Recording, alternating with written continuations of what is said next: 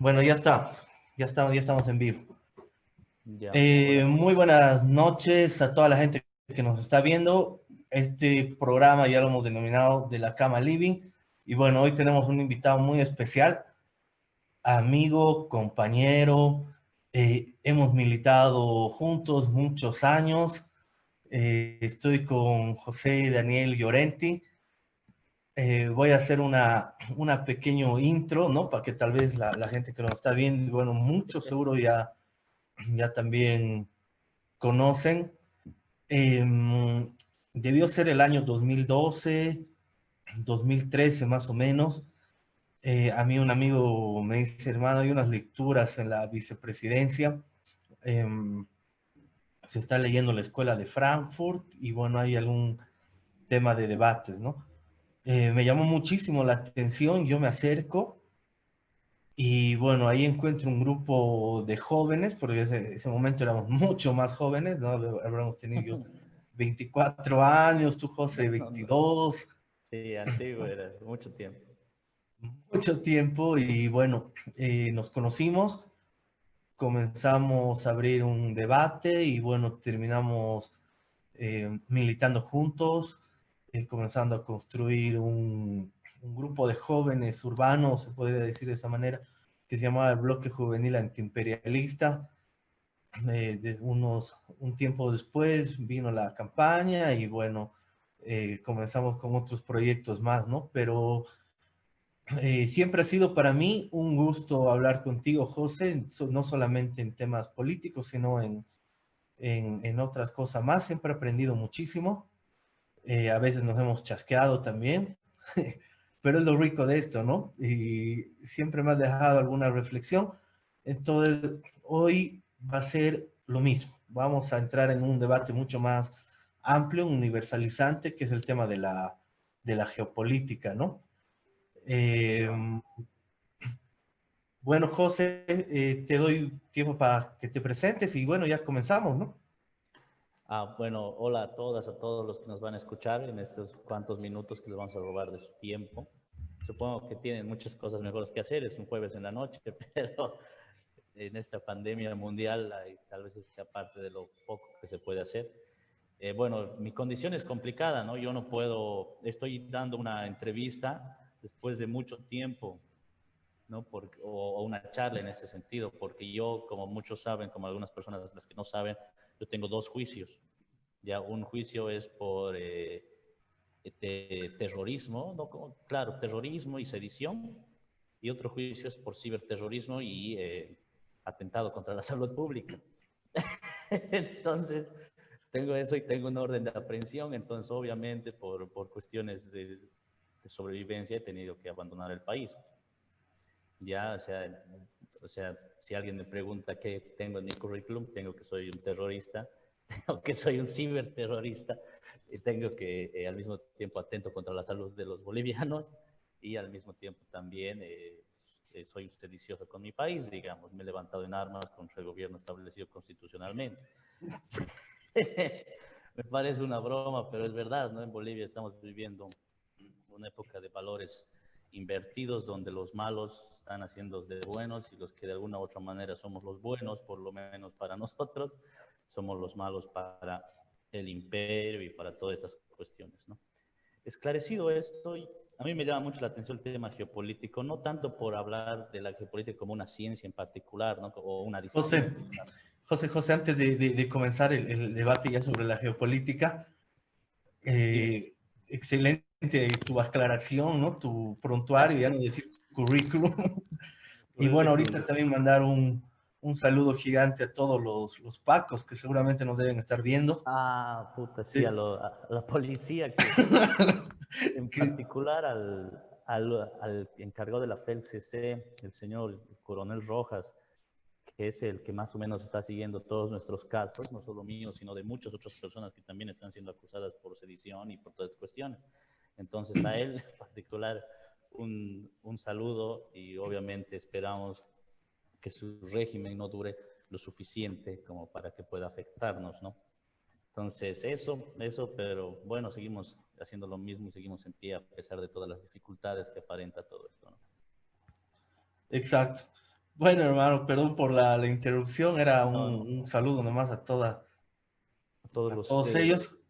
a todos los que nos han visto, incluso a la ministra de Comunicación que publicó mi nombre como si yo fuera un capo del narcotráfico. Tu Un jefa chiste de campaña, digamos. así, estaba pensando postularme, pero bueno, no, yo no soy para la política, creo. En fin. Bueno, esto de la geopolítica, a ver, a mí me llamó la atención el estudio de la geopolítica o de la disciplina de esta de la geopolítica. En realidad no tanto como quiero saber lo que hacen los países en el mundo, cómo hacen más o menos los estudios de las relaciones internacionales, sino más bien por la carencia de los análisis políticos en Bolivia en relación a la geopolítica. ¿A qué me refiero? Los días del golpe, los días de noviembre, octubre del año pasado, del 2019, tres cosas pasaron, o pasó una cosa muy interesante primero. Yo vi en una de las marchas, de las manifestaciones de estos sectores de clase media urbana, blancoide fundamentalmente, a un chico de unos 20, 25 años, o así más o menos era su edad, no sé cuál sería, que tenía una polera con la bandera de los Estados Unidos. Y obviamente debe haberse puesto la polera que le gusta y salió a marchar y a pedir democracia y contra el fraude electoral que él consideraba que existía, etcétera. Y a mí me llamó la atención y puse, me acuerdo en mi Facebook, a pesar de las múltiples críticas que después salieron de mismos politólogos y analistas políticos, yo dije, esto es la síntesis de lo que está pasando ahora en Bolivia. Y obviamente nadie me creyó porque esto es un movimiento ciudadano, no tiene nada que ver Estados Unidos, etcétera, ¿no?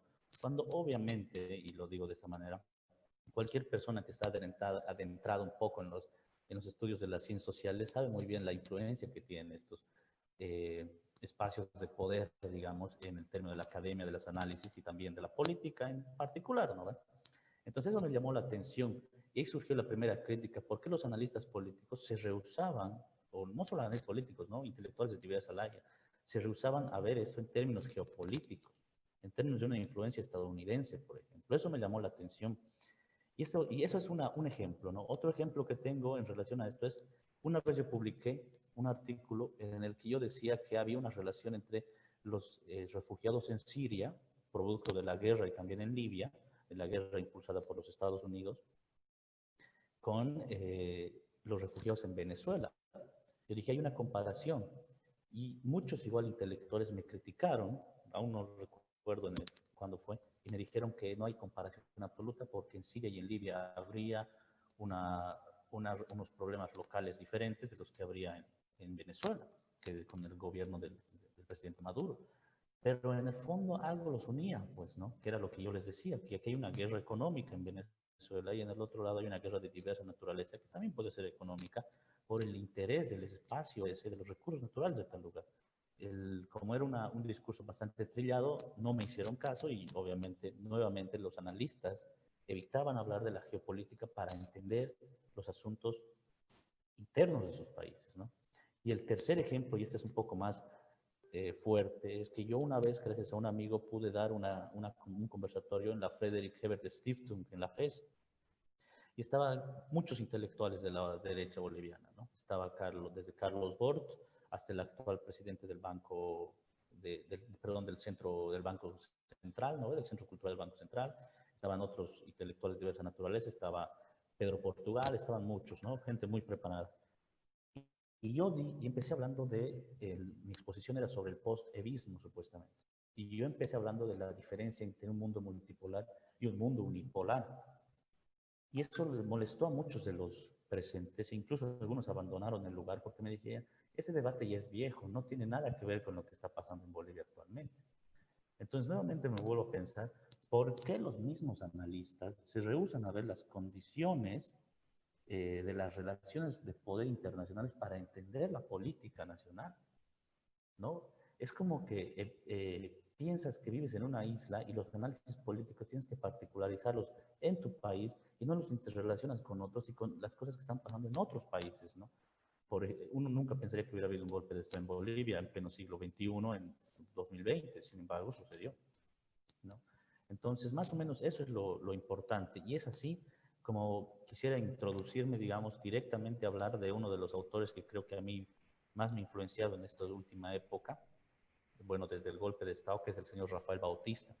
Ya es un conocido filósofo, es bastante innovador en muchas de sus corrientes. Creo que viene de una corriente igual que su hermano Juan José Bautista, de la corriente dusseliana. No he profundizado mucho en su pensamiento, digamos, holístico que podría tener, sino en la parte geopolítica. Él más o menos es un estudioso de eso. Y hace pocas semanas, él publicó un artículo en el que habla justo, bueno, él siempre habla de la geopolítica, no tiene mucha fuerza en eso. Y él habla y dice en una parte, la verdadera política no se define estrictamente por una política interna, sino como política exterior, por la misma existencia del imperialismo, ¿no? Y en otro artículo, este artículo que se los acabo de leer, solo esa parte, es un artículo que se llama La pandemia viral como principio del panóptico global, que es un artículo que habla más o menos del coronavirus, pero que esta definición me parece apropiada. También habla en otro artículo que en la época del capitalismo no monopólico, del primer capitalismo embrionario, por decirlo así, de la revolución industrial, la crítica de la economía política que realiza Carlos Marx era la disciplina, la ciencia con la que había que aproximarse a estudiar la realidad. Pero una vez que se llega, que el capitalismo se convierte en capitalismo monopólico, que es esto del imperialismo, la ciencia o la disciplina con la que hay que acercarse para entender las relaciones de poder, tanto en términos económicos, tecnológicos, culturales y políticos, es la geopolítica. Y eso lo plantea Bautista en otro artículo, no este que se los acabo de leer. Entonces yo digo, ahí está la clave. El imperialismo, vivimos en la época imperialista, nos da también los instrumentos para analizarla. Y la geopolítica moderna, no hablamos de la geopolítica pasada, por decirlo así, nos permite entender esto, ¿no? Para entender entonces, aquí hay una palabra clave que no es repetida por los analistas políticos, ni los sociólogos, ni muchas de esas personas que hacen análisis en Bolivia y en muchas partes del mundo, que es la palabra imperialismo. La gente tiene mucho miedo a hablar de la palabra imperialismo y de negar el papel que tiene el gobierno de Estados Unidos mediante sus múltiples instituciones, mediante sus múltiples alianzas, digamos, de diversas naturales con diversos países, para explicar la realidad. Porque a pesar de los datos fehacientes, históricamente comprobados de la intervención estadounidense en Bolivia y de las doctrinas militares y políticas que tiene este gobierno desde el consenso de Washington al comienzo del siglo XIX, ¿por qué te niegas a aceptar que Estados Unidos tiene intereses en tu país? ¿No? Entonces, ahí yo creo que parte de la principal falencia para los análisis es justamente lo que yo considero es el ingreso al estudio de las teorías del imperialismo. Una vez que uno entiende las teorías del imperialismo, basándonos en eso de la geopolítica, uno entonces empieza a entender las relaciones internas políticas en su país desde otra naturaleza, mucho más enriquecedora, ¿no? Hasta ahí quisiera, antes de empezar a hablar de las teorías del imperialismo, no sé si tiene algo que decirme para que continúe, porque esto es un poco más largo lo que viene a continuación. Eh, no, por supuesto, gracias, José. Creo que es una introducción necesaria lo que dices. Hay muchos autores, ¿no? Que también en algún momento de su vida se han separado de la palabra antiimperialismo, entre ellos Toni Negri, ¿no? Que, bueno, creo que nosotros, digo nosotros, porque hemos sido muy críticos ante esa teoría, ¿no? Me gusta lo que habla de Rafael Bautista, porque también sigue una corriente dusseliana, ¿no? Por decirlo de alguna manera. Y bueno, en el arte que poníamos de la presentación de esta charla, ¿no? Lo vamos a poner como un conversatorio, ponía conocimiento y abajo geopolítica, ¿no? Y justamente, digamos, es una asociación que hace Enrique Dussel en relación a que la geopolítica como disciplina históricamente, pero como un patrimonio militar del saber, ¿no? Pero dejando de lado no fuera, sino como un conjunto, el conocimiento como una categoría que fluye y circula por toda la geografía planetaria, ¿no? Es decir, el poder político.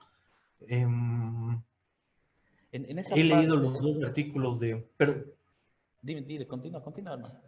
he leído los dos artículos de Rafael de Bautista, el último, el de la pandemia, y no, realmente tiene una claridad muy interesante, ¿no? He leído también, ha sido él de los pocos que hizo una autocrítica, incluso como reflexión en el tema del golpe de Estado, de la salida del positivismo, ¿no? Y bueno, el hermano es un monstruo y bueno, Rafael está Hacia atrás. hoy, muy importante, ¿no?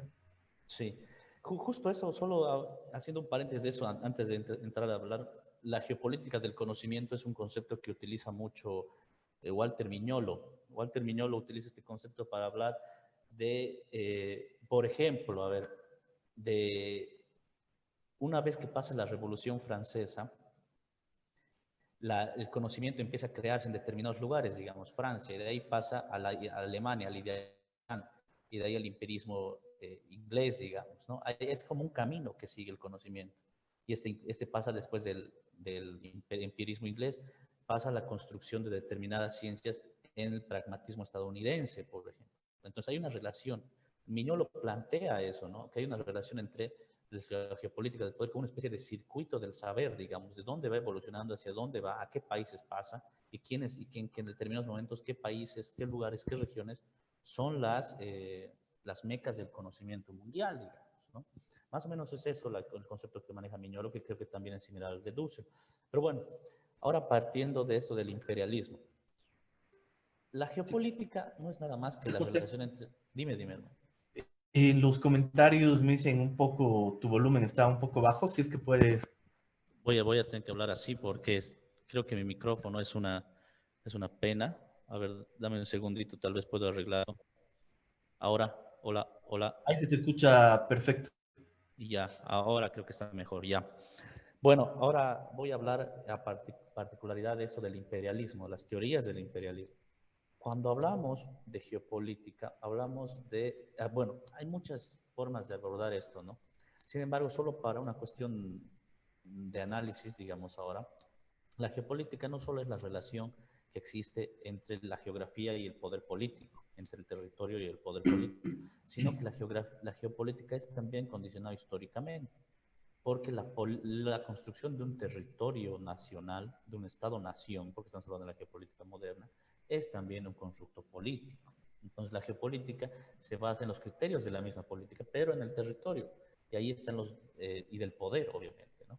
Aquí tenemos, por ejemplo, las relaciones de correlación de fuerzas, todas estas, este vocabulario que se maneja en la política y en la ciencia política se aplica también a la geopolítica, ¿no? Conquista de determinados electores, dicen en la ciencia política, en la geopolítica conquista de determinados territorios, digamos. Solo eso para aclarar, pero eso es, digamos, algo muy vago. A lo que me refería hoy ahora, lo fuerte, es esta de las teorías del imperialismo. Cuando uno habla de imperialismo, generalmente los analistas políticos, sociólogos y demás, que son conservadores o se autodenominan demócratas, evitan hablar del imperialismo porque piensan que les refiere directamente a hablar de Lenin. Y dicen, bueno, es que esa es una teoría leninista y no se aplica actualmente. Dicen, no, eso es una teoría que responde al marxismo clásico que ha desembocado en la construcción del socialismo real en la Unión Soviética, por ende no es una cuestión que deberíamos tomar como para analizar ahora nuestras condiciones diferentes de vida. Sin embargo, la teoría del imperialismo como tal nunca fue de Lenin, fueron de varios autores y uno de los que agarró entre estas teorías y la perfeccionó, por decirlo así, fue el Vladimir Lenin.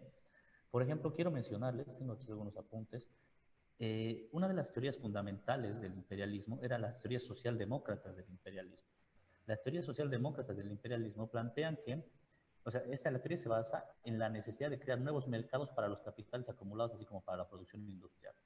O sea, quiere decir que como tu mercado ya estaba copado, tenías que buscarte otros mercados, nada más. Y entonces no era tan visto de manera, digamos, peyorativa la frase imperialista, sino que era más bien vista como solo una expansión de los mercados para buscar nuevos horizontes, digamos. Como que tú tienes tu empresa en Bolivia y ya tienes tu mercado ocupado y te vas a Perú y construyes tu empresa en Perú también. Eso era visto en términos de esta teoría socialdemócrata del imperialismo. Sin embargo, no fue una teoría que tuvo mucha cabida porque después desembocó en otras. Y la siguiente en la que desemboca es la teoría del subconsumo. La teoría del subconsumo es la teoría que fue formulada por John Hobson, que es justamente el que inspiró a Lenin a que él escribe el libro El imperialismo, su fase superior del capitalismo. Este escribió un libro justamente que habla de esto en 1902. Este libro, Hobson, lo que plantea es más bien que el imperialismo no es una fase inevitable del capitalismo, es más bien un error, es una desviación del imperialismo. perdón, del capitalismo. Es como que el capitalismo en su fase primera es buena, es del libre mercado, y el imperialismo es solamente una derivación perversa del capital y que debe ser controlado por los estados. Los estados deberían evitar que esto se descontrole y bueno, de esta manera se evita que el capitalismo se descontrole y puedan, no sé, llevar la fiesta en paz y los capitalistas no serían unos malos tipos que se expanden y los gobiernos podrían controlarlos. Aquí parte de una cuestión bastante ingenua que piensa que el capitalismo per se es controlable desde el gobierno y que tiene sus derivaciones que pueden ser evitables, digamos, ¿no? Lo que podríamos considerar ahora una especie de una construcción de un capitalismo verde, digamos. Hay un capitalismo malo y hay un capitalismo bueno. Hay un capitalismo que es depredador y hay un capitalismo que no es depredador, digamos, ¿no? Más o menos eso era a comienzos del siglo XX. Esta era la segunda teoría del imperialismo, de la teoría del subconsumo, que es la que les menciono, que es la que era hecho por Hobson, que inspiró a Lenin. La teoría de Hobson, sin embargo, nunca respondió, digamos, a la realidad como tal, porque se parecía mucho a la teoría del socialismo utópico de Saint-Simon y demás de Marx, antes de los pre-Marx, digamos, ¿no? No es que era una mala idea el socialismo construido ahí, sin embargo, que no tenía bases más que voluntaristas a la Constitución, ¿no? El socialismo utópico de Saint-Simon, de Robert Owen, de estos personajes, ¿no? Entonces, más o menos este imperialismo de Hobson, esta teoría del imperialismo de Hobson, responde a una especie de pre-leninismo con buenas intenciones, era un voluntarismo capitalista, por decirlo así, ¿no? Esta teoría, lo interesante de esta teoría es que influyó mucho en Karl Kautsky. Kautsky es un teórico de la Segunda Internacional marxista, de la Segunda Internacional socialista, perdón, que era conocido por traducir a Marx. Además, era un hombre muy brillante. No El era renegado, ¿no? el renegado. Después fue catalogado el renegado Kautsky, el mismo Lenin, ¿no? Sin embargo, Kautsky era un hombre brillante, era un hombre que tradujo a Marx, era un hombre que lo leyó a Marx, era un hombre que conoció a Engels, que trabajó, o sea, un hombre inspirador, digamos. Sin embargo, él, basado en esta teoría imperialista, terminó desembocado en posiciones socialdemócratas, de una especie de construcción del socialismo de buena, por decirlo así, de maneras pacíficas, mediante el voto, el imperialismo como una desviación. Él también inventó ahí la teoría del ultraimperialismo, que sería más bien el enemigo y no tanto el capitalismo. O sea, ya hubo otro tipo de vertientes del pensador Karl Kautsky que obviamente desembocaron en que Lenin le diga, bueno, hermano, vos te has desviado, eres un revisionista del marxismo y bueno, te voy a escribir un libro que se llama El renegado Kautsky. Ya, hasta ahí esa es la primera teoría que se habla del imperialismo, que aún sigue siendo utilizada, ¿no? Aún sigue siendo utilizada. Después viene la teoría de la visión de Schumpeter, ¿no? Joseph Schumpeter. José, perdón que te moleste. Un Bien, poquito, bien. subite el... Otra vez, el volumen. Ahí, exacto. Ya, otra vez. Bueno, ahora viene de Schumpeter, ¿ya? Schumpeter, no sé cómo lo pronuncian. Bueno, Schumpeter habla más bien de que el imperialismo, o sea, él no niega la existencia del imperialismo, él habla de que existe el imperialismo, pero lo considera una tara feudal. Él dice, en realidad las taras feudales heredadas en el capitalismo, en la sociedad moderna, son las que obligan a las personas a creer en la existencia, pero a construir un imperialismo. Es como que él lo veía como que los imperios antiguos fueron barridos por el capitalismo y que este capitalismo daría, digamos, bienestar a todas las personas. Y que las taras culturales heredadas, las taras políticas e institucionales heredadas, hacían que la gente siga hablando en términos feudales cuando hablan del capitalismo, lo que construya desviaciones, al igual que el primer pensador que les dije, que construye desviaciones del capitalismo desembocado en el imperialismo. Él lo consideraba como una tara feudal. Eso era un poco más enriquecedor en el debate. Sin embargo, después también fue vista como algo poco coherente con lo que estaba sucediendo, digamos, ¿no? En el crecimiento de los monopolios financieros. Aquí quiero hacer un apunte. Yo una vez tuve una discusión con Ramiro Reinaga, creo que es un liberal conocidísimo en Bolivia, un indianista liberal, y él me dice que existía el imperialismo cubano. Y yo le dije, ¿cómo es eso de que existe el imperialismo cubano, digamos? O sea, Cuba no está bloqueada económicamente, no creo que pueda ser imperialista en ningún momento. Y él me dice, es que no es la única forma. como Cuba expone relaciones feudales de producción en que el Estado es el que les cobra tributo a sus seguidores, digamos, súbditos, expone ese tipo de ideas a Venezuela, a Bolivia, etcétera. Y existe un imperialismo cubano que es el que se está exponiendo en muchos lugares del mundo, que es el autoritarismo y no sé qué. Y esto tiene influencias, yo no sé de dónde lo había sacado, hasta que leía Schumpeter, y obviamente Schumpeter es el que dice este tipo de cosas. Entonces, imagínense este tipo de desviaciones del pensamiento que suceden cuando uno no tiene la conceptualización básica de lo que es el imperialismo, ¿no? Entonces, hasta aquí hemos tocado por lo menos dos teorías, ¿no? La teoría schumpeteriana, la visión schumpeteriana del imperialismo y la teoría José, del lo último que dices eh, es un pajerío que nos han ido jugando este último tiempo de la narcodictadura cubana, chavista, evista y no sé qué. Un pajerío, hermano. Eso se puede, vamos a llegar a eso, porque hay correlación. Estas cosas parecen propaganda, pero hay verdad, hay gente que realmente teorizó esto, ¿no? Eso es lo más interesante. O sea, uno diría, puta, estos son unos pajeros y hablan macanas. No, hay teóricos que han dedicado a pajearse de esa manera. Pero bueno, después tenemos obviamente la teoría marxista, ¿no? Que es la de Lenin.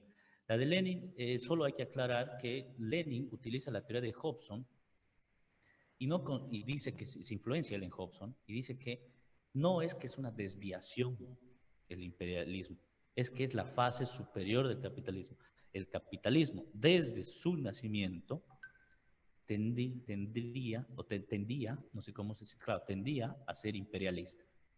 ¿Por qué? Por los monopolios. Cuando el capital, pero el capital bancario se fusiona con el capital industrial, crean el capital financiero. Y el capital financiero se encarga de exportar capitales. Y eso es lo que crea dependencia de determinados países al centro del imperialismo, digamos. En su época fue Inglaterra, ahora obviamente los Estados Unidos, y estamos teniendo un debate sobre dónde va dirigido este tipo de cosas todavía. Eso podría llegar después. Lenin entonces fue así el que puso el puntal de lanza, el que limó, digamos, todas estas conceptualizaciones y logró crear una teoría del imperialismo que era adecuada, digamos, por lo menos a lo que pasó después en la Unión Soviética y a todos los análisis que hemos hecho en América Latina, ¿no? Después de críticas a Lenin que han sucedido, sin embargo, más que críticas, ahora quiero hacer unos apuntes como una especie de pie de páginas a la teoría leninista. Uno de ellos es de Rosa Luxemburgo. Rosa Luxemburgo tiene una frase, la tengo aquí anotada, que es muy buena, eh, que es la teoría del derrumbe, ¿no? Que esto lo dice Rosa Luxemburgo en 1899. Dice que la expansión del capitalismo llegaría a un punto muerto, pues el sistema alcanzaría su barrera natural en él mismo. En sus palabras, perdón, esta es la palabra de, de Rosa Luxemburgo. En general, la creencia de que la producción capitalista puede adaptarse al cambio supone aceptar una de estas dos cosas, o que el mercado mundial es ilimitado y crece hasta el infinito, o que por el contrario, las fuerzas de producción detienen su crecimiento para no saltar sobre los límites del mercado. Lo primero es una imposibilidad física, porque obviamente la Tierra es finita, y lo segundo se pone al hecho de que continuamente se verifiquen revoluciones técnicas, despertándose cada día nuevas fuerzas productivas. Aquí puede haber críticas a Rosa Luxemburgo. Sin embargo, Rosa Luxemburgo coadyuvaba la teoría de Lenin de una manera geopolítica. Porque así como Lenin hablaba de que el capitalismo monopólico financiero era el que iba a exportar capitales para encontrar relaciones de dependencia entre nación, digamos, naciones periféricas y naciones centrales, Luxemburgo empieza a decir que esto es inevitablemente territorial, es político, va a desembocar en condiciones políticas, no solo de dependencia económica. No es que la empresa Repsol, por decirlo así, ingresa a tu país solamente para colonizarte económicamente, sino que al expandirse tiene criterios políticos, porque obviamente tiende a exponer no solo su visión del mundo, digamos, sino su forma de configurar el territorio. Hay que recordar que hay países como Israel que han sido creados geopolíticamente con intereses no solo religiosos, puede ser, sino también geoestratégicos y geoeconómicos para condicionar determinadas áreas de influencia árabe, en este caso, que no están, digamos, alineadas directamente con los intereses de Estados Unidos y después de los acuerdos que se dieron después de la Segunda Guerra Mundial. Entonces, si lo vemos desde ese punto de vista, tanto Lenin como Rosa Luxemburgo coadyuvaron al desarrollo tanto de la teoría del imperialismo, digamos en términos marxistas y del materialismo histórico, como las teorías geopolíticas que después Rafael Bautista las menciona al comienzo de esta charla como la necesidad, como la ciencia o la disciplina encargada de estudiar el imperialismo en estos momentos. ¿No? O sea, estamos hablando de una cosa muy fuerte. Y aquí esto es increíble. Esto que te acabo de decir, que parece bien básico, obviamente todos sabemos que existe el imperialismo, los cientistas políticos no lo toman. Entonces uno dice, ¿por qué no lo toman? ¿Por qué no puedo, cuando veo un levantamiento social en un país, por qué no digo, ¿qué fuerzas políticas están detrás de eso? ¿Qué interés económico? ¿Por qué en vez de preguntarse eso, lo primero que hacen es califican y describen el movimiento social como, qué sé yo, de clase media, por una consigna, por esto, así como una especie de catálogo, en vez de encontrar los porqués, ¿no? Y eso es ya, no sé si es un error metodológico, tal vez un interés político incluso, ¿no?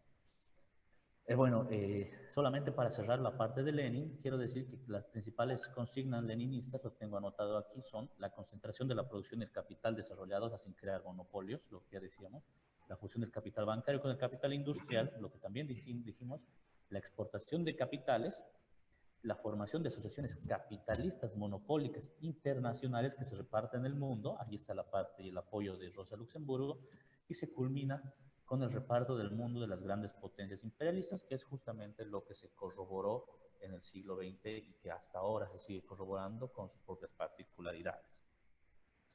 Hasta ahí, aquí está la importancia de las definiciones del imperialismo, ¿no? Aquí está lo importante, porque si evitamos hablar de esta variable, no creo yo poder entender políticamente nada de lo que pase después, ¿no? Ahora, entendido esto, llegamos a la siguiente parte de la exposición, que es el pensamiento de Giovanni Arrighi. Giovanni Arrighi es un pensador marxista conocido, aunque bueno, crítico más que marxista, pero uno ya tiene sus cuestiones. Sociólogo y economista italiano, ¿ya? Él estudió los ciclos económicos, pero también estudió los procesos de hegemonía políticos en los que desembocan, ¿no? Él hablaba primero de que existía una época en la que la hegemonía fue española. Después hablaba de que existía una época en la que la economía fue, la hegemonía política y económica fue holandesa. Después fue, creo que la holandesa era antes que la española, pero no estoy seguro. ¿No? De todas maneras, no, solo es una forma, solo es algo explicativo, no estoy analizando eso. Después fue inglesa y después es estadounidense. Él habla de que estos ciclos hegemónicos se dan relacionados con las crisis sistémicas de la producción del capitalismo en base a las ondas de Kondratiev que explicaba en la Unión Soviética. Es muy interesante, los cambios de la hegemonía mundial siempre vienen con crisis de sobreproducción en el mismo sistema capitalista en los centros de poder más importantes. Aquí, perdón, las teorías de los ciclos económicos, como dije, son de Nikolai Kondratiev, que es el más conocido de esto, ¿no? Y este hablaba de las crisis de la sobreproducción y que abren, es que hay ciclos grandes y ciclos pequeños, ¿no? Los ciclos grandes duran desde 60, 70 años y los ciclos pequeños son cada 10 años, que es más o menos lo que pasa, ¿no? Del 2008 hemos tenido una crisis en el 2020, del 2008 hemos tenido una en 1997, después hemos tenido una en los 80 y después hemos tenido una con la crisis de los 70 del petróleo, por ejemplo. Pero desde el petróleo hasta el 2020 son 50 años. Esta podría ser una gran onda de crisis económica que vivimos, porque el capitalismo es, es un sistema en constante crisis. Ahora lo interesante de este Giovanni Arrighi es justo a lo que vamos a ir llegando ahora para explicar las relaciones Estados Unidos-China y dónde está Bolivia. ¿Ya? Giovanni Arrighi habla de que hay tres periodos en el advenimiento de una potencia mundial. El dominio comercial, primero, después sigue el dominio financiero y finalmente desemboca en la necesidad de un dominio militar, que es lo que demostraría la crisis de un imperio. Por ejemplo, cuando Estados Unidos, aquí hay unos datitos, eh, aquí hay un artículo de un bastante, bueno, lo voy a encontrar ahorita, dice de la fuerza de trabajo y de la producción estadounidense, ¿no? Uno cree que Estados Unidos es solamente imperialista por sus maquinarias y por las invasiones, no. Estados Unidos comenzó siendo productor de mercancías en gran escala. El 50% de los productos que se producían, valga la redundancia, en el mundo después de la Segunda Guerra Mundial eran estadounidenses. Entonces, ahí comenzó su fuerza, perdón, de la Primera Guerra Mundial, eran estadounidenses, en ese lapso, ¿no?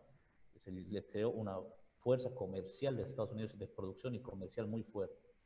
Hacían desde autos hasta banderas, desde impresoras hasta todo lo que te puedes imaginar. Bueno, impresoras no había esa época, pero no sé, de otra pelota, no sé, imagínense. Entonces, todo esto lo hacían.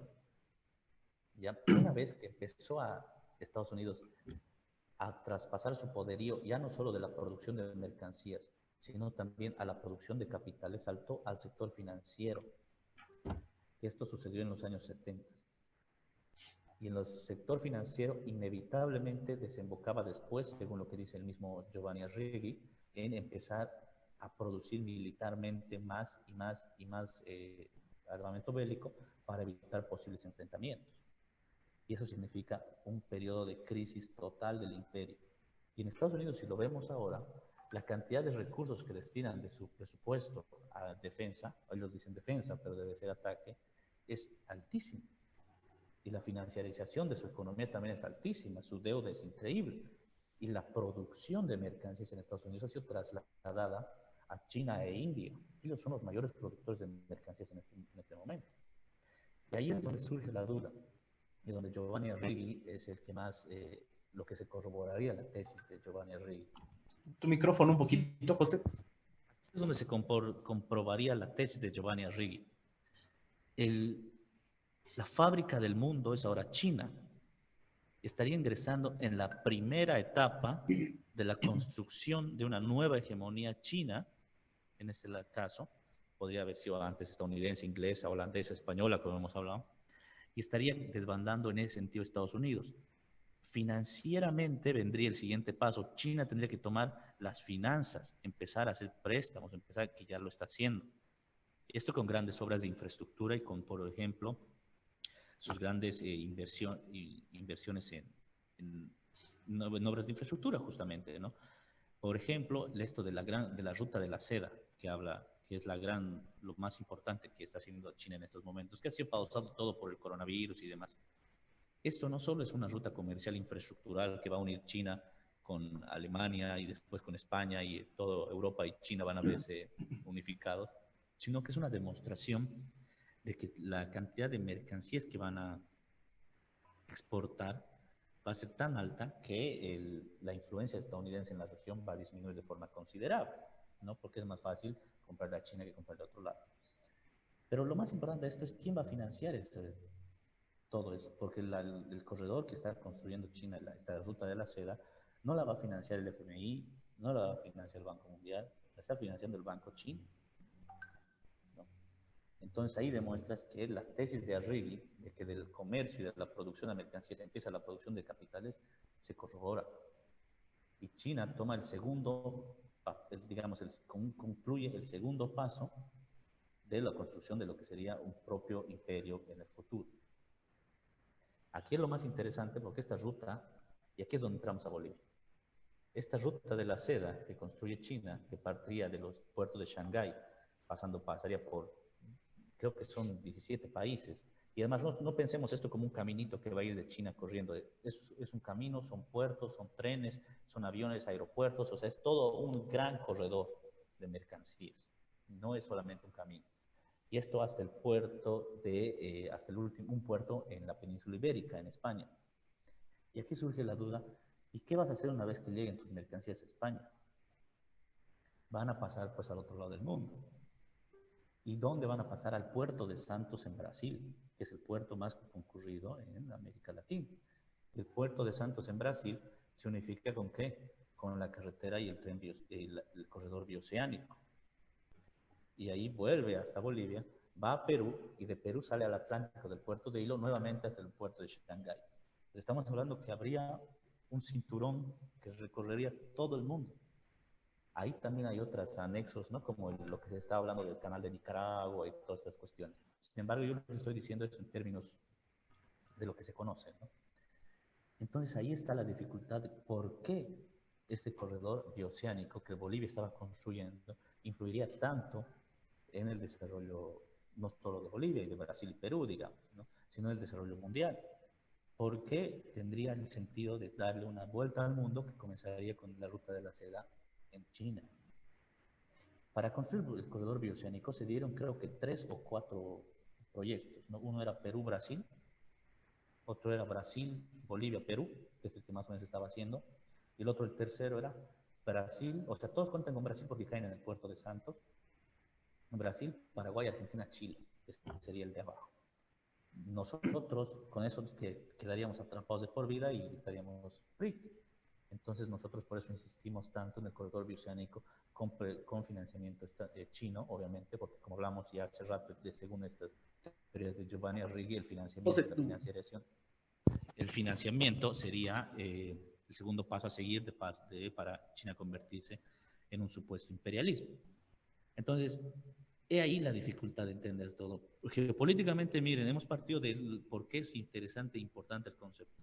¿Por qué es necesario las teorías del imperialismo, entenderlas? Para caer en los ciclos económicos, los ciclos políticos que parte Giovanni Arrighi, para entender el crecimiento de China y para obviamente entender las relaciones políticas y económicas que está pasando Bolivia en este momento. Incluso yo me atrevería a decir, alguna vez lo platicaba, que esto desembocó también en el golpe de Estado. Porque Bolivia tenía 3 cosas muy fuertes. El 5G con China, no solo Bolivia, ¿no? Varios países del mundo. La ruta bioceánica y el litio. Justo 3 cosas imprescindibles para un desarrollo tecnológico del mundo moderno actualmente. Y China estaba en todo eso vanguardizando. El 5G, China, eso ya fue un debate que se habló de Huawei, etcétera, es conocido. El litio en Bolivia también estaba en fases de industrialización considerables. Y bueno, y la ruta bioceánica, la ruta del corredor bioceánico también estaba, digamos, avanzando de buena manera, por decirlo así. Entonces, ¿esto en qué afectaba a la región? No afectaba en nada, afectaba a la doctrina Monroe de los Estados Unidos. Y esta doctrina era justo geopolíticamente como hemos crecido desde el siglo XIX. Y así es como nos han educado que tenemos que seguir, digamos. Nuestro relacionamiento con Estados Unidos tiene que ser primigenio y nuestro relacionamiento con otros países tiene que pasar a segundo plano, ¿no? Entonces, ahora sí podemos entender más o menos, creo, no sé si me dejo entender toda esta cháchara que he hablado desde comienzos de la geopolítica hasta lo que está sucediendo actualmente. ¿Por qué es importante entender de geopolítica para poder hacer un análisis político de calidad y para no quedarse, digamos, abstraído en el decir, bueno, aquí lo que pasa en Bolivia es una elección entre los autoritarios del movimiento al socialismo y Carlos Mesa, socialdemócrata, y el fascismo con Camacho? No, esto es una cuestión mucho más grande que las ideologías abstractas que una campaña electoral. Estamos hablando de la constitución de un mundo multipolar que toma a Bolivia como parte de, ¿no? Y obviamente su paladín, que es en este caso China. sí, creo que la explicación como oyente ha sido una cátedra, ¿no? Estoy ahorita en una clase ¿no? de geopolítica en la universidad, brillante.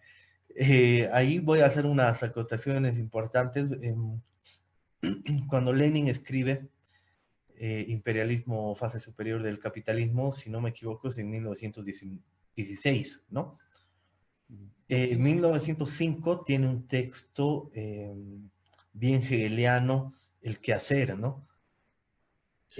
Pero en ese tiempo de coyuntura es importante porque en América Latina se está gestando un proceso revolucionario, sobre todo en Centroamérica, ¿no? Está la guerra de los 10 años cubana, 1901, comenzando el siglo XX está la gesta libertaria de José Martí, que también va a tener unos análisis muy interesantes sobre geopolítica, pero también sobre qué está pasando con Estados Unidos, ¿no? Él vive allá y dice, es un monstruo, ¿no? Hay que conocer a Estados Unidos desde las entrañas, ¿no? Pero Estados Unidos, el momento que entra a Cuba, va a comenzar a tomar una fuerza y un cambio de perspectiva desde la colonialidad, no desde la toma de territorios como ya se estaba dando o como se había dado a nivel mundial, ¿no? Sino a partir de lo que podríamos denominar hoy como una transnacional, ¿no? La United Fruits, por ejemplo, que ha sido gigante, y el Gabo Mar, que seguramente los lectores de Macondo han debido escuchar mucho sobre la United Fruits, ¿no? Que comienza a tomar eh, Centroamérica, ¿no? Ya fuera de la literatura, las relaciones de poder evidentemente están controladas por los mismos agentes de la CIA, ¿no? Y Claro, como cuando Bolivia ahora. comienza, Como Bolivia ahora, te digo, que es la CIA del gobierno. claro,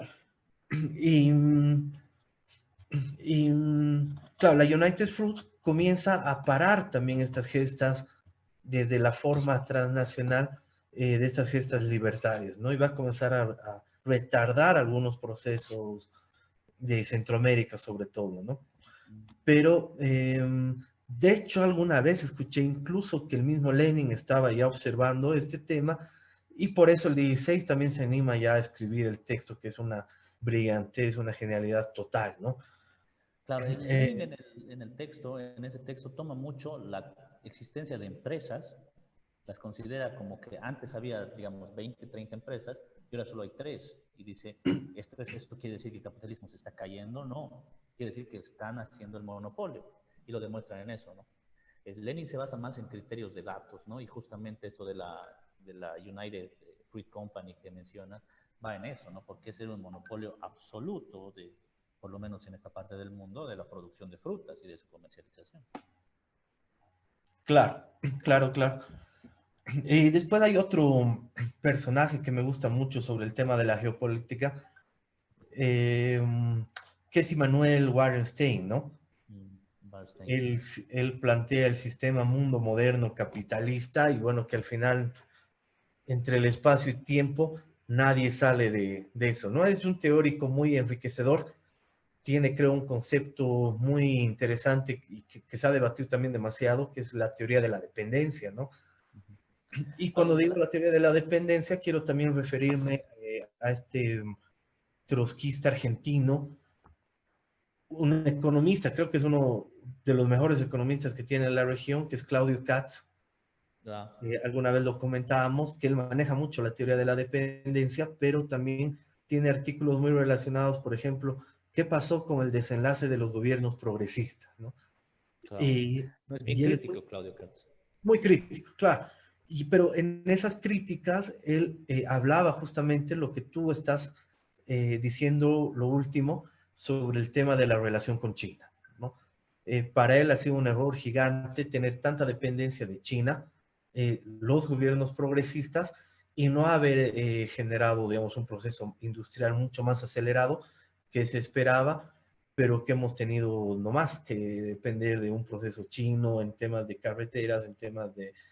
Y por eso también mmm, hemos visto muchos escándalos políticos, Brasil, Perú, Bolivia, también, ¿no? Con Carlos Mesa se ha hablado de las empresas chinas involucradas, ¿no? Sobre eso, tú lo mencionas a Bernstein. Sobre él, yo quisiera mencionar unas cuantas cosas. Él habla de que existen 3 ejes articuladores principales cuando se habla del Puedes sistema poner mundo. tu Él- micrófono. pero ahora sí, Emmanuel Bernstein habla de que existen 3 ejes articuladores principales cuando se habla del sistema mundo. El primero es el eje, obviamente, económico, ¿no? El segundo es el eje político y el tercero es el eje cultural. O sea, no solo existiría una geopolítica o un imperialismo económico, una geopolítica económica, una geoeconomía, digamos, sino también algo cultural. Y eso es verdad. Los valores con los que nos movemos son culturalmente manejados por el occidentalismo y la modernidad construida en Europa en el siglo XV, siglo XVI, etc. Entonces, eso yo rescato de Manuel Barcén, obviamente entre miles de cosas, digamos, pero para el tema que estamos tocando en este momento es lo más ideal, creo yo, ¿no? Eh, Él menciona la geocultura. Él habla de que la geocultura también es incluso las mismas teorías que uno crea, no son universales, ¿no? sino vienen de determinadas particularidades que después pueden, por cuestiones políticas, volverse universales. Ahí la teoría de la dependencia que mencionas es un claro ejemplo de eso. La teoría de la dependencia no la crearon los países eh, centrales, la creamos los países periféricos, ¿no? Ahí está en los 60 y en los 70, es parte de la escuela estructuralista de la CEPAL que lo hemos creado nosotros los de América Latina. Bueno, eso para entender, no sé qué más puedo aumentar al respecto. Creo que se entendió un poco del interés geopolítico que seguimos, ¿no? Tal vez aclarar algunas cositas porque la propaganda ha hecho mucho daño, ¿no? Cuando nos dicen que existe un imperialismo chino, por ejemplo. Yo digo fehacientemente, no existe un imperialismo chino. China es nada más que el paladín del mundo multipolar que está enfrentando al mundo unipolar impulsado desde Estados Unidos. China no es imperialista. A pesar de que en los ciclos de Arrighi que he mencionado y los pasos que debe seguir entre la producción y el consumo, perdón, la producción y la circulación, la financiarización y la construcción de armamento bélico, China solo está en el segundo paso, llegando a la financiarización de obras, como es el cinturón de la seda. No está llegando a términos de una carrera armamentística contra Estados Unidos, aunque eso no quiere decir que en el futuro no vaya a pasar. Y al mismo tiempo, China no coloca alcaldes en el mundo, no financia políticos, no financia presidentes, no financia diputados. China se basa más bien en una actitud pragmática de gobierno que sea, yo voy a negociar comercialmente con ellos para hacer negocios, que es lo que he venido a hacer, porque se encuentra en esa fase que mencionamos de Rigui y porque al mismo tiempo no tiene la suficientemente fuerza como para poder ser imperialista, como le dirían algunos autores, ¿no? Eso más parece, y aquí creo que hay que ser fehacientes, propaganda estadounidense, propaganda pro-estadounidense para menoscabar el resurgimiento de China como potencia mundial y potencia hegemónica quizás en unos cuantos años más. Yo, unos 20, 30 años más, ¿no? Esto no va a pasar del día a la noche, ¿no? Al menos que Estados Unidos se caiga, cosa que al parecer no ha pasado después del coronavirus, entonces no creo que pase seguido, o no creo que pase pronto. Entonces, eso quiero desmistificar, no existe imperialismo chino y al mismo tiempo no existe intervención China en los países como para que puedan decir los Estados Unidos que es imperialista, con excepción de lo que creo que sucede en Hong Kong, que obviamente es un problema que es decimonónico, no quiere decir que es reciente, China ya tiene problemas con ese país que es parte suyo mucho antes, y al mismo tiempo en la frontera con India, que tiene enfrentamientos y que según tengo entendido ha habido muertos en los últimos semanas entre India y China, que tuvieron una disputa que ya ha llegado a términos violentos físicamente. Entonces, solo viendo esos eventos, digamos, aislados, no pueden servir para corroborar que China es imperialista.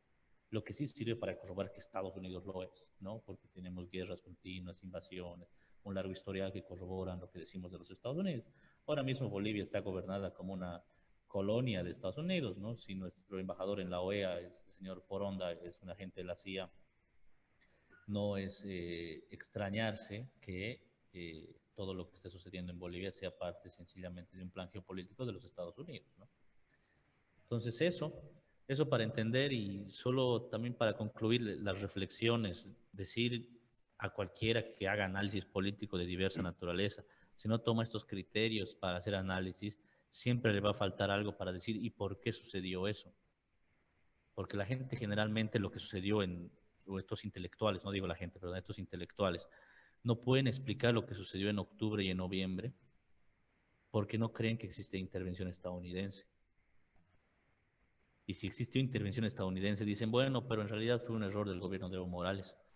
Y o errores o no errores, Estados Unidos no tiene por qué meterse con la política de un país, ¿no? Entonces, más o menos esa es la respuesta que debe tenerse ante estos eventos, ¿no? Si hay un problema de los bolivianos, lo resolvemos los bolivianos. Eso es una cuestión también que se toma dentro de la disciplina de la geopolítica, que es el concepto de soberanía, que es una cuestión que para muchos analistas parece no ser importante. Sí. Éxito. Em, Justamente en estos debates, ¿no? Con amigos, escuchaba el tema de que también las cruzadas hasta el día de hoy no han terminado, ¿no?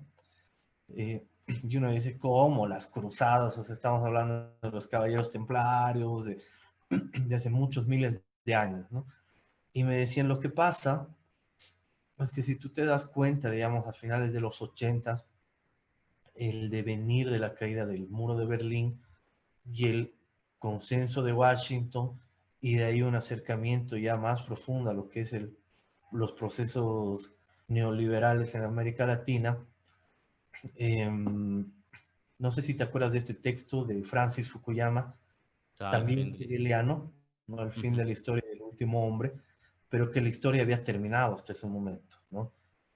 Eh, Pasó todo un tiempo de neoliberalismo, de relativa calma mundial, pero Estados Unidos se dio cuenta que no podía estar en calma porque necesitaba generar guerras justamente eh, para ganar más capital, ¿no? El tema del petróleo. Y el 2001, con la caída de las dos torres, eh, muchos, hay el planteamiento más de la conspiración, ¿no? El autoatentado, digamos, justamente para entrar e ingresar a terreno oriental, ¿no? Pero ahí, no sé si también, si te acuerdas de este autor, Samuel Huntington, que habla del tema Mm. de la Choque de guerra civilizaciones. De la exacto, civilización. Ujú. el choque de dos mundos, ¿no? Y yo me acuerdo también de ese discurso de George Bush, ¿no? Dios está de nuestro lado. Claro, fuerte. Puta, qué fuerte, pero que también en ese momento uno está en, "No, ya Dios, ya, buenísimo".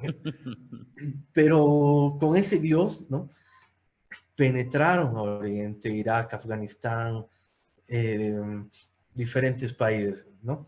La persecución a Saddam Hussein, muy, muy fuerte, ¿no? Justamente Y eso que mencionas, esto último, perdón que te corte, esto último que mencionas de George Bush, de las Torres Gemelas, etcétera, es considerado por estas personas, por estos analistas que he mencionado, por estos teóricos, es considerado como el, el comienzo del fin del imperialismo estadounidense. Justamente ¿por qué? Porque incrementa de maneras desmedidas su base, perdón, su gasto en armas, su gasto en defensa, entre comillas. Después, porque tiene que buscar un enemigo externo inventado, o sea, para poder combatirlo, que es el terror, en el fondo es combatir contra todo y contra nada. Y tercero, porque en ese momento los tigres de Asia, como se les denominaba en su época, empezaron a demostrar económicamente que podían salir adelante, incluso a pesar de la dependencia de los Estados Unidos, perdón, sin la dependencia de los Estados Unidos.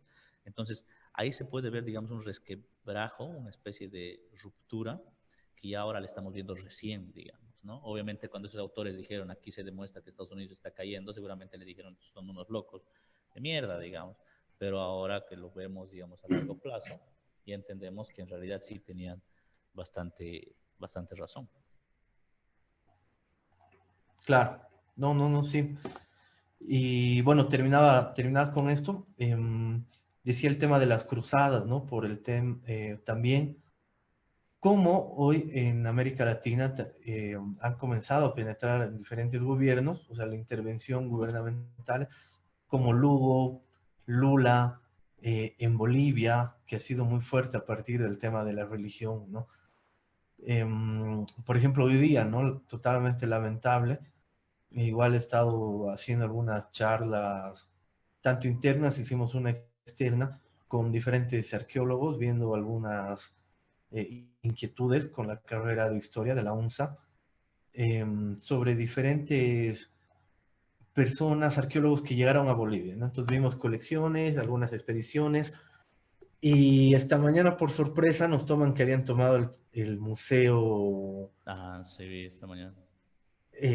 con temas tiahuanacotas aquí en la Federico Suazo, y ponen, bueno, 2 semanas o 3 semanas estamos haciendo un recorrido intenso académico, digamos, para dar temas científicos, y hoy te ponen un pastor evangélico, que hace 2 semanas te había dicho que prácticamente nuestras culturas eran ritos satánicos, ¿no? Entonces, Claro. por eso es un tema que hay una cruzada abierta, ¿no? Es verdad, es verdad. Yo también lo veo así. Fundamentalmente de estas iglesias evangélicas hay una necesidad de tomar instituciones que ya no son religiosas, sino políticas, ¿no? Como si en el fondo tal vez el interés de estas instituciones siempre fue llegar a eso para tener su propia agenda, ¿no? Porque ellos manejan su propia agenda, ¿no? Supuestamente son pro vida, o sea, supuestamente también están a favor de la propiedad privada porque son influenciados por el luteranismo, beberiano, toda la teoría esa, ¿no? Que ya conocemos de, de Max Weber, ¿no? Después tenemos, también son influenciados, bueno, esos dos fundamentalmente, ¿no? El factor religioso y el factor económico de la propiedad privada, digamos.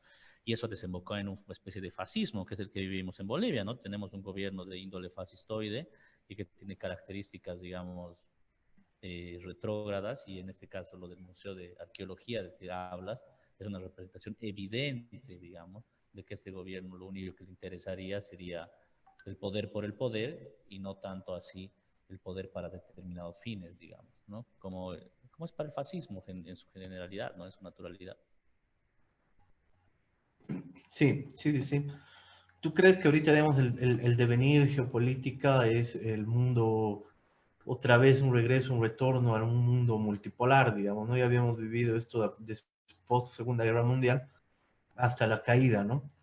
Yo Pero creo que es inevitable que haya un mundo multipolar con dos personajes obviamente descollantes, Estados Unidos y China, y que cada uno con sus marcos de influencia, ¿no? Es China más cerca de Rusia y de Irán, y Estados Unidos más cerca de la Unión Europea y de Inglaterra, ¿no? Y en ese sentido América Latina juega un papel fundamental porque países como Brasil, como Colombia, como México, son países que tienen economías para nada despreciables, ¿no?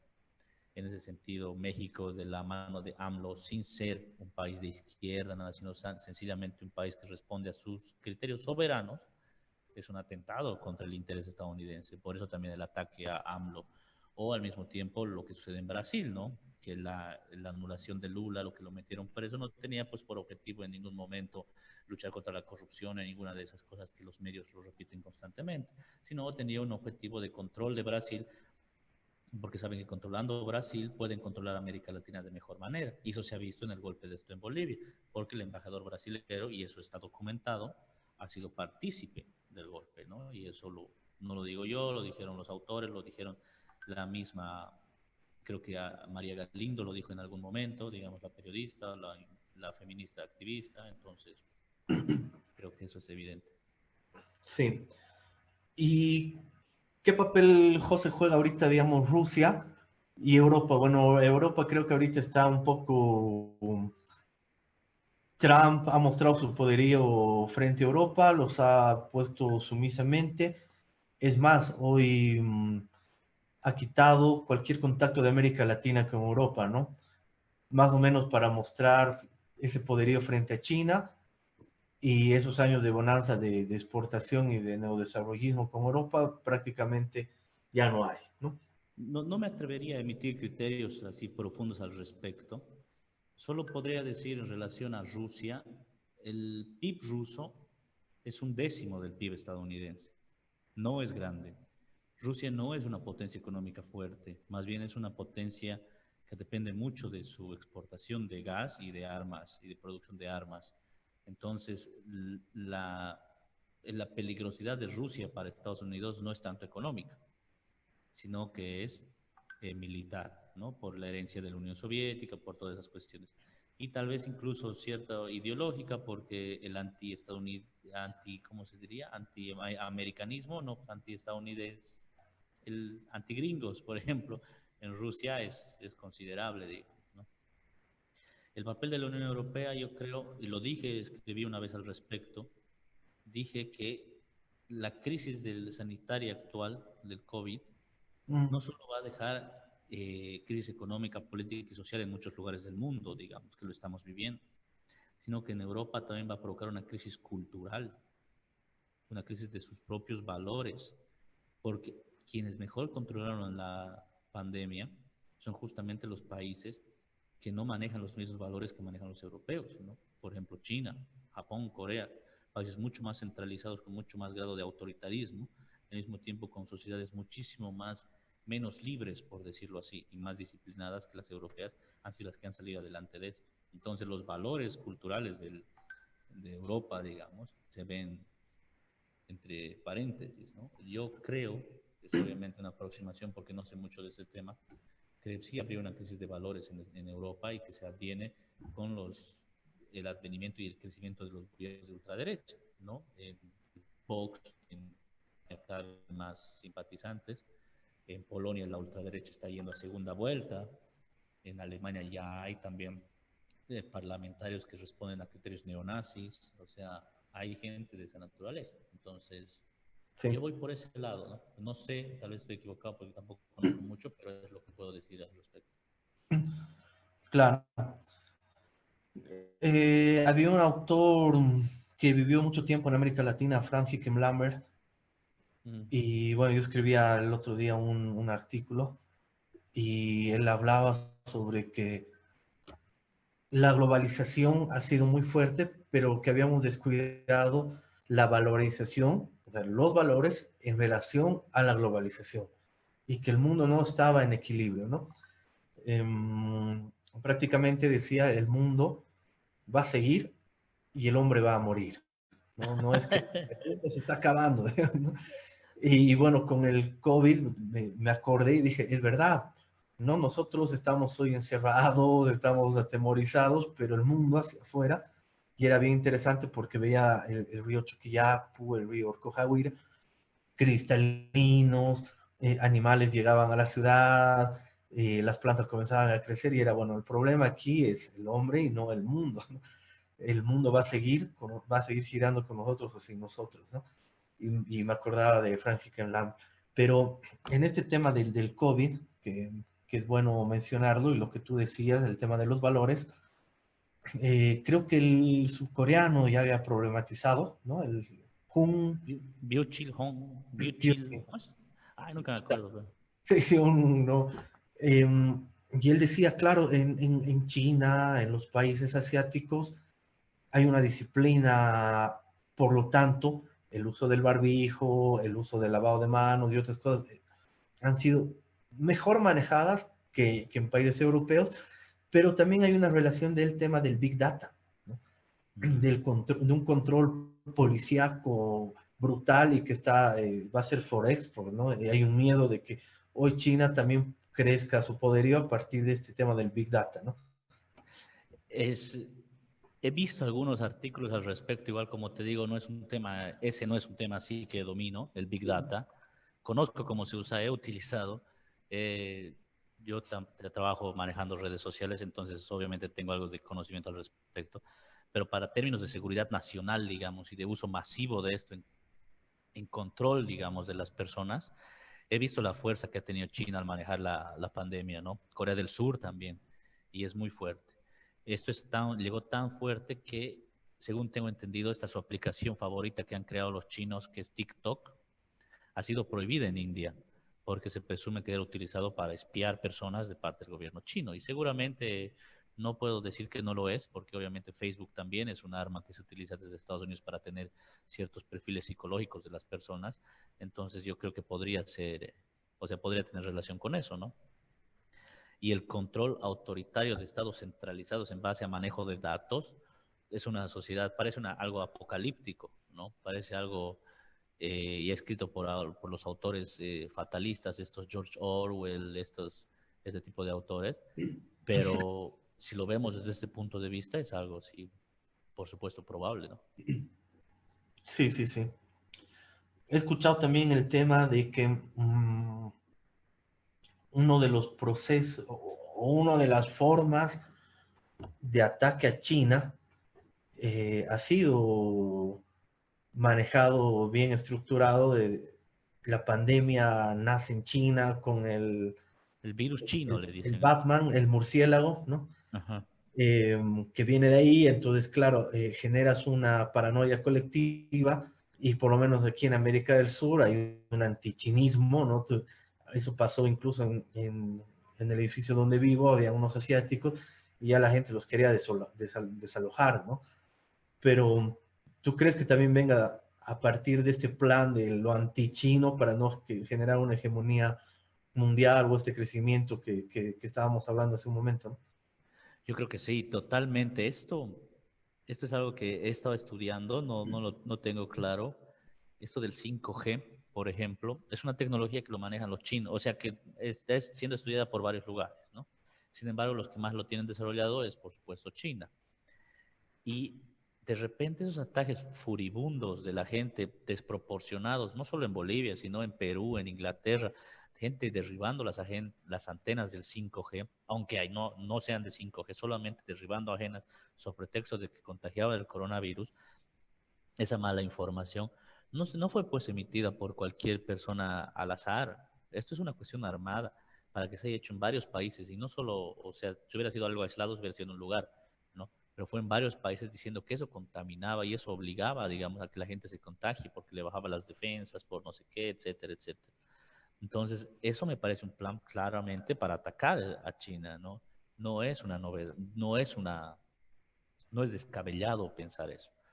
¿No? Pero también, y eso es importante, justo lo que mencionas de este antichinismo que están creando, es pues una forma también de defender los valores occidentales, entre comillas, para de sus colonias de los Estados Unidos, ¿no? Como decir, los chinos están viniendo y mira, tienen virus, los chinos están viniendo y son autoritarios, los chinos esto, cuando saben que obviamente es simplemente propaganda para evitar no, pues que las colonias estadounidenses, como Bolivia, se tomen otro camino más soberano y decidan hacer relaciones comerciales, políticas o de cualquier naturaleza con otros países que no necesariamente comulgan con los intereses del gobierno estadounidense, ¿no?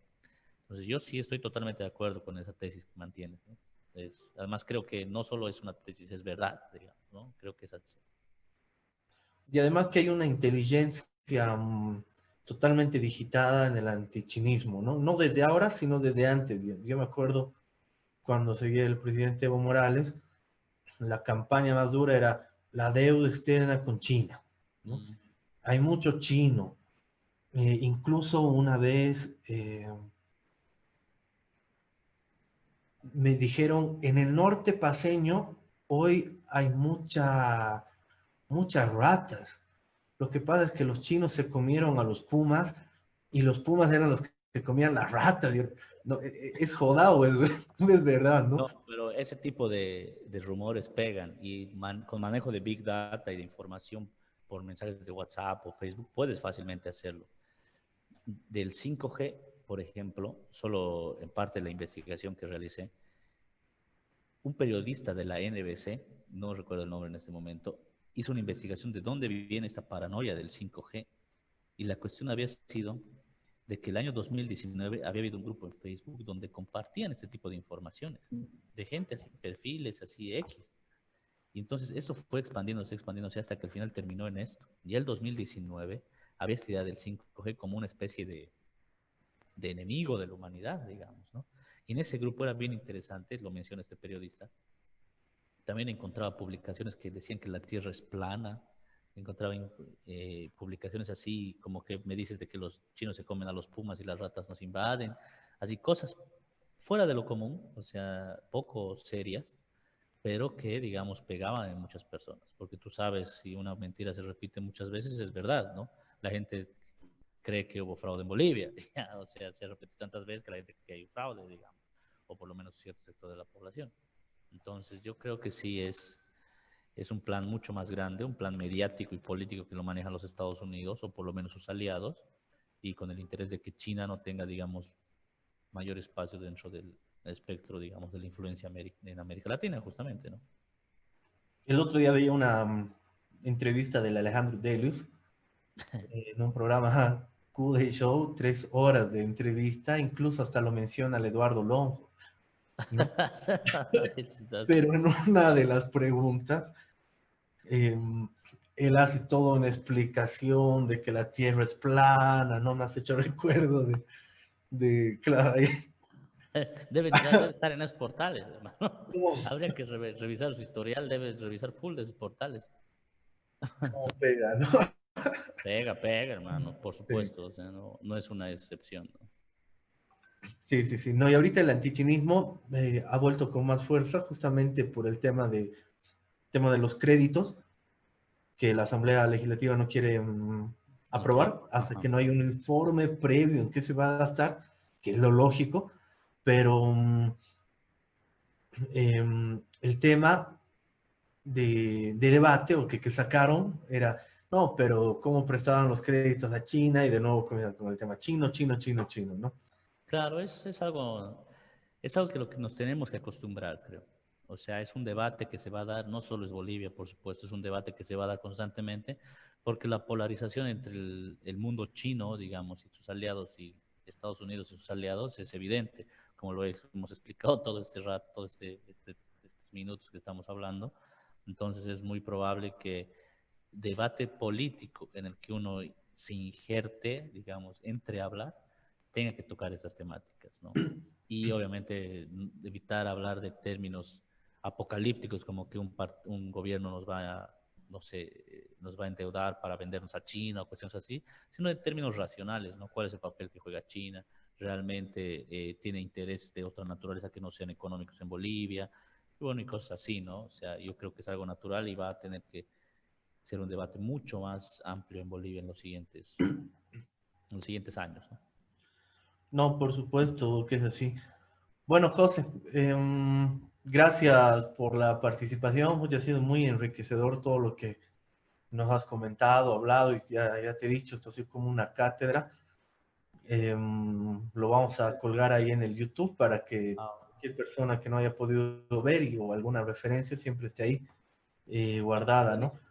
buenísimo, hermano. No, yo también espero que haya servido algo, porque creo, y lo reitero desde el comienzo, es muy importante que los análisis sociológicos, politológicos, no sé cómo se dice, etcétera, tengan necesariamente que ser tocados desde una crítica de la economía política y ahora desde una geopolítica y manteniendo los conceptos claros de lo que es el imperialismo, ¿no? En caso de que no se haga esto, siempre se puede caer en análisis cerrados como lo que yo considero personalmente la mayoría de los analistas políticos en Bolivia y de muchos otros pensadores que consideran que Estados Unidos no tiene ningún interés en América Latina o que creen que la influencia estadounidense es mínima, ¿no?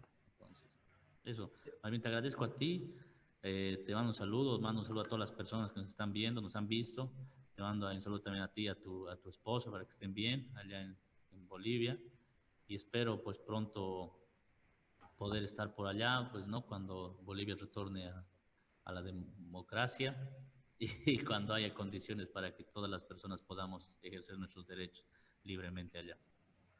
Claro, ahorita eres como el Saddam Hussein, digamos, ¿no? Te están buscando. No, no, creo que Saddam Hussein sería el presidente Evo. El presidente Evo es el más seguido, pero nosotros somos sus pequeños talibanes que nos persiguen y obviamente estamos en agenda, ¿no? O sea, pero no, pues ahí es parte del oficio ya, ¿qué se puede decir, no? O sea, uno pensaba que esas cosas solo surgían en los años 70 y nos perseguían a nuestros tíos, no sé, a nuestros maestros, a la gente que conocíamos, pero esas cosas pueden llegarle a cualquiera y en este momento yo soy parte de la persecución judicial y política de un gobierno fascista y está ahí vendiendo nuestros recursos, ¿no? Sí, sí, sí, sí, yo eso como reflexión, ¿no? Muchas veces en reuniones de militancia, reuniones de amigos, siempre decíamos va a llegar, ¿no? Va a pasar este momento y seguramente todos vamos a estar perseguidos, ¿no? No cabe duda de eso, pero tal vez no lo esperábamos, ¿no? En este tiempo, como ha Sí, sí. sido. Y lo interesante es que ahí se aplica la geopolítica. También funciona en mi caso porque los Estados Unidos son los encargados de que yo haya tenido que dejar mi país y tenga que estar viviendo ahora en otro país. Eso. José, una consulta más, una pregunta más, ya para ir, para cerrar.